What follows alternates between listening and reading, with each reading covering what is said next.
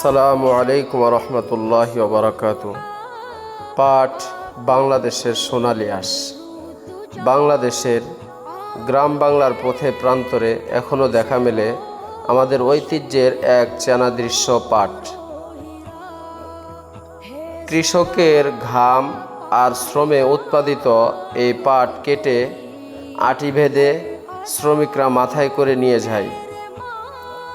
এরপর পাট জাগ দেওয়া, আঁশ ছাড়ানো এবং রোদে শুকানোর ব্যস্ততা শুরু হয়।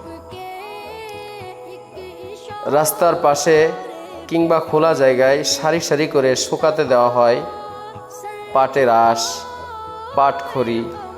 এই সাধারণ দৃশ্যের পিছনে লুকিয়ে আছে কৃষক ও শ্রমজীবী মানুষের অনেক পরিশ্রম। পাট শুধু একটি ফসল নয়, এটি আমাদের ঐতিহ্য, আমাদের গ্রাম বাংলার পরিচিত একটি অংশ। তাই তো পাটকে বলা হয় বাংলাদেশের সোনালী আঁশ।